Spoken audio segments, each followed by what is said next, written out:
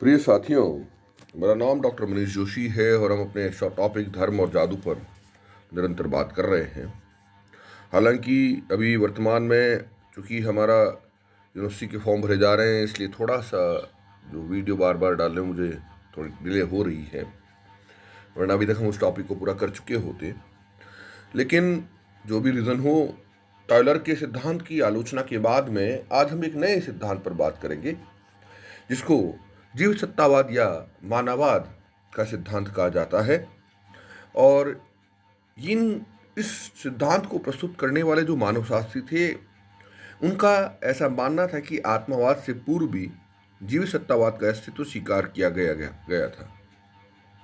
और इस सिद्धांत की मान्यता है कि प्रत्येक वस्तु, चाहे वह जड़ हो या चेतन, इस पैराग्राफ की आप देखिए जहाँ टॉपिक लिखा हुआ है जीव सत्तावाद या मानववाद, उसके दूसरी लाइन को पढ़िए आप, कि प्रत्येक वस्तु में चाहे वह जड़ हो या चेतन जीवित होती है, जो कि एक अलौकिक है। यानी कि प्रत्येक वस्तु, चाहे वो जड़ हो या चेतन हो, जीवित सत्ता उसमें होती है, जो एक अलौकिक शक्ति के रूप में उसमें उन्होंने इसको माना। इस सत्ता में विश्वास और उसकी आराधना एवं पूजा से ही इस मत को जो है एक प्रकार से बल मिला, इसकी उत्पत्ति होती है, इस धर्म की उत्पत्ति हुई है। इस मत को प्रारंभिक रूप से मैक्स मूलर, प्रियूस और कॉड्रिंगटन मैनेट आदि जो विद्वान थे, उन्होंने इसको एक विशेष प्रकार से प्रस्तुत किया था, मानववाद को, मानविज्म को। अब बेसिकली अगर हम देखें तो इन विद्वानों की जो मूल मान्यता थी इस मानववाद के सिद्धांत की, वो निर्भर थी, उन्होंने ये देखा कि मलेशिया में जो जनजातियां हैं वो अलौकिक शक्ति को माना के नाम से पुकारती हैं।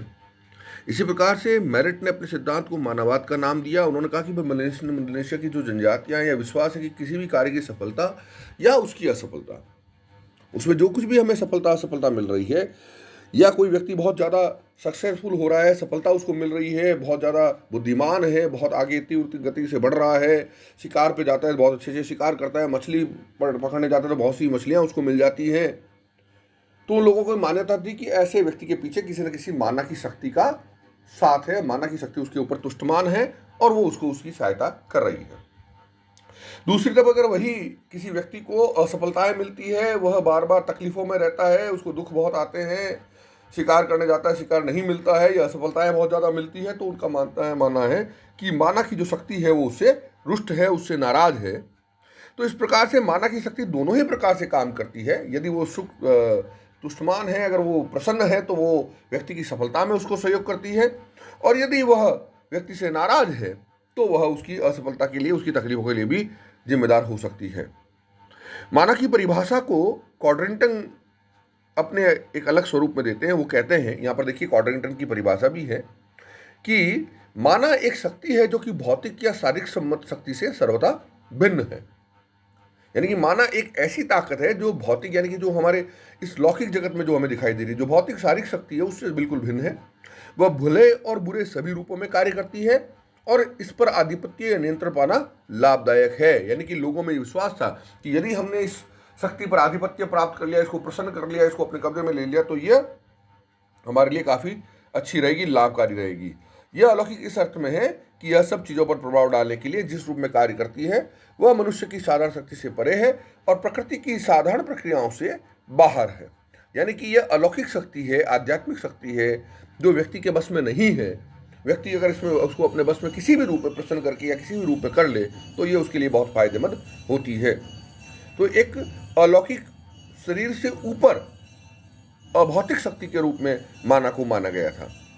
लॉवी ने इसी प्रकार से कहा है कि माना विद्युत धारा की तरह व्यक्ति एवं वस्तुओं को प्रभावित करती है और एक दूसरे में आ जा सकती है, एक स्थान से दूसरे स्थान में वह आ जा सकती है। किसी कार्य में सफलता माना के कारण एवं असफलता इसकी अनुपस्थिति के कारण ही मिलती है। इसी प्रकार से मैरिट ने अपने अध्ययन द्वारा यह निष्कर्ष निकाला कि माना एक अवैयक्तिक, अशरीरी और अलौकिक शक्ति है जो अच्छे और बुरे दोनों रूपों में मनुष्य को प्रभावित करती है। यानी कि माना एक ऐसी ताकत है, चाहे कॉड्रिंगटन हो, चाहे मैरिट हो, चाहे लॉवी हो, जो भी विद्वान हैं, उनका मूल रूप से मानना था कि माना एक ऐसी शक्ति है जो इंसान से ऊपर है, अशरीरी है, अवैयक्तिक है, अलौकिक है, और जो अच्छे और बुरे दोनों रूपों में काम करती है। यदि वह प्रसन्न है, यदि वो तुष्टमान है, यदि वह आपके ऊपर मेहरबान है, तो आप उसको फायदा मिलता है व्यक्ति को हर क्षेत्र में। और यदि वह नाराज है तो वह व्यक्ति को असफलता भी मिलती है, उसको तकलीफें भी होती है। तो आदिम मानव में ऐसी शक्ति के प्रति एक भय मिश्रित श्रद्धा पैदा हुई। वो उसके सामने झुका, नतमस्तक हो गया। जीवन में सफलता और असफलता जो भी उसको मिलती थी, उसको वह माना का कारण मानता था, और सफलता प्राप्त करने के लिए तथा उसके बुरे प्रभावों से बचने के लिए उस शक्ति की पूजा, प्रार्थना और आराधना करने लगा। और यही से धर्म की उत्पत्ति का उन्होंने जीवित सत्तावाद या मानववाद का सिद्धांत दिया। प्यारे विद्यार्थियों, यहाँ मैं मानववाद का एक रूप और आपको स्पष्ट कर दूं। माना एक ऐसी शक्ति है, यहाँ पर हालांकि स्पष्ट तौर पर इस पुस्तक में, गुप्ता जी शर्मा जी की ये पुस्तक है, उसमें कुछ उदाहरण नहीं दिए हुए हैं, लेकिन मैं आपको बताता हूँ अपने अनुभव जो मैंने विभिन्न पुस्तकों से लिया उसके आधार पर, कि माना की शक्ति कोई पेड़ भी हो सकता है, कोई पौधा भी हो सकता है, कोई जीव भी हो सकता है। यानी कि वो किसी भी एक ऐसी पवित्र वस्तु से वो उसको जोड़ सकते हैं जिसमें वो मानते हैं कि उसमें वो शक्ति है। जैसे मान लीजिए पीपल का पेड़ है, या मान लीजिए कोई ऐसा जानवर जिसको वो माना की प्रतीक मानते हो, माना की शक्ति मानते हो, तो वो मानववाद में वो उसको ले सकते हैं। वो कुछ भी उसका वो टैटू बनाते हैं, या सांप को उन्होंने उस रूप में ले लिया कि वो उस शक्ति का प्रतीक है, उस शक्ति का द्योतक है, या शेर का है, या किसी भी ऐसे जानवर का है, या किसी पेड़ पौधे, या किसी प्राकृतिक चंद्रमा, सूर्य इत्यादि भी हो सकता है। जैसे कई जनजातियों में, भारत में विशेषकर नदियों और तालाबों और सूर्य, चंद्रमा इत्यादि की पूजाएं होती रही है, तो वो भी एक माना की शक्ति के रूप में उनको भी देखा जा सकता है। तो इस प्रकार की चीजें जो है देखने को हमें मिलती है। पर जैसा कि सभी सिद्धांतों के साथ में हुआ, टायलर के सिद्धांत के साथ में हुआ, वैसा ही इस जीव सत्तावाद या मानववाद के सिद्धांत के बारे में भी हुआ कि काफी लोगों ने इसको सही नहीं माना और इसकी आलोचनाएं की। अब हम उसकी क्रिटिसिज्म या उसकी आलोचनाओं पर हम चर्चा करें। आत्मावाद की तरह ही मानववाद भी पूरी तरह से स्वीकार नहीं किया गया, और इसकी विभिन्न विद्वानों ने विभिन्न प्रकार से आलोचनाएं की है। इन आलोचनाओं में कुछ बिंदु हैं, उन बिंदुओं को हम यहाँ पर देखेंगे। पहली बात तो यह कि सिद्धांत में इस बात का कहीं उल्लेख नहीं है कि माना की अवधारणा का जन्म कैसे हुआ। यानी कि क्या आदि मानव इतना कल्पनाशील व दार्शनिक था कि बिना किसी आधार के ही उसने अलौकिक शक्ति की धारणा को जन्म दे दिया। उसको कहीं भी ऐसा कैसे महसूस हुआ कि ये मानववाद की शक्ति थी या इस प्रकार की कोई चीज़ थी, ये कैसे जन्म हुई, इसका कैसे ये उत्पन्न हुई, कैसे ये आगे बढ़ी, किस रूप में ये बढ़ी, कैसे बढ़ गई, ये सारी बातें, कैसे लोगों को माना की शक्ति पर विश्वास हुआ, या एक प्रकार से किस प्रकार से माना की अवधारणा लोगों के प्रारंभ में दिमाग में आई, इसकी कोई विशेष उल्लेख उन्होंने, स्पष्ट उल्लेख जो है उन्होंने नहीं किया।